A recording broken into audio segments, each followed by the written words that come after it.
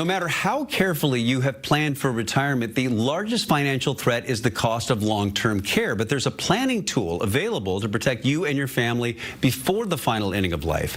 And joining us now is retirement planning expert Rajiv Nagayach once again. Good to have you. Hey, good to be here, Bill. So, Rajiv, recently I had a will prepared along with a living trust. I assume that my family will be protected, but that's not always the case. Well, it depends as to what you're trying to protect. If you're trying to protect your family from having to go through probate, a revocable living trust, which is the trust you probably have, will accomplish that.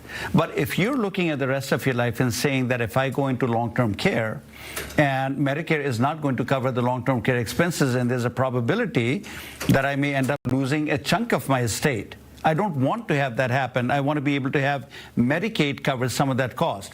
Then your revocable living trust is useless. It's not going to cover us, will not provide you any protection from uncovered long-term care expenses. Okay, so what exactly is a safe harbor trust and how is it different from a revocable living trust like we were just talking about? It's the outcomes, it's the design.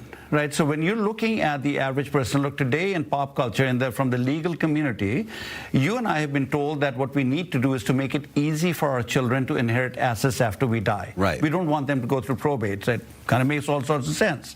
But today, when we are living 30 to 40 years in retirement, and the biggest financial threat is an uncovered medical illness, then you look at not the probate laws, you look at the Medicaid laws as one potential place where you can find coverage for uncovered long-term care expenses. But that program is complicated. In the most simplest sense, it's only available to you when you have no more than $2,000.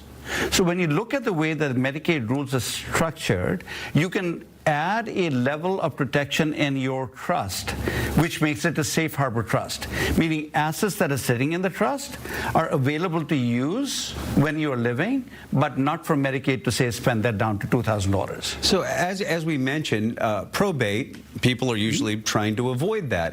But this can actually help families in this situation. So how exactly does it work? It is. It's very counterintuitive because, look, I mean, all our lives we've been told avoid probate, so you create a revocable living trust. If there's a married couple, there's a husband, there's a wife, everything in community property is 50-50.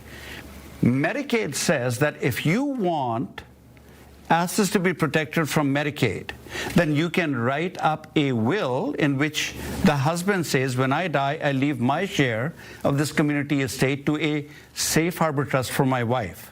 But the Medicaid rules say that safe harbor trust must be created inside of a will. If it is created inside of a trust, which avoids probate, there is no protection from Medicaid. So in this instant, if you're dealing with a small to medium-sized estate, Medicaid is important. You have to utilize a will, which will require you to go through probate. But going through probate will give you an immense amount of protection from uncovered medical and long-term care expenses. Is this legal? Is this about hiding assets? I mean, it's just as legal as estate tax planning is. I mean, I'm always surprised. I never hear anyone saying, you have a $40 million estate. Why are you doing this estate tax planning? Is this legal or is this hiding assets? Nobody makes up rules. The statutes are there for rich people, for poor people in between. The question is, how much education is there amongst the small to medium-sized estates about what you can do to protect yourself? Okay, so who should be thinking about a safe harbor trust, and when is it too late? It's too late after you're dead. Right.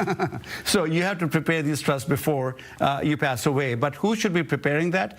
Anyone who has a small to medium-sized estate, anywhere from between $500,000 to maybe about $2 million, somewhere there, where you have a real probability that if you needed long-term care and you don't have a long-term care policy, Medicare will not cover any of these costs, but Medicaid could. Under those circumstances, a safe harbor trust is your answer to get everything protected. Okay, so what happens to families who don't have this kind of protection in place when long-term care is needed? Well, that was my father-in-law. So in one of these episodes, we should talk about that. My father-in-law worked 40 years for the Postal Service, got Alzheimer's the last year of his work life, didn't have a safe harbor trust. He had a living trust. He was not going to go to probate. His family was not going to go to probate.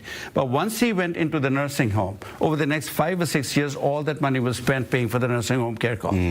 So what happens to families? They lose a chunk of their assets. That if through proper planning, and proper planning is not just safe harbor trust. It is looking at, should I look at a long-term care policy? Maybe a reverse mortgage is appropriate for me. Maybe I need to look at a safe harbor trust. So you work with people who can help you figure out how to optimize your planning, but you have to have clear goals what you want. Rajiv Nagaich with LifePoint Law. Thanks so much for joining us. Appreciate it. It's great to be here, Bill, always. Thank you.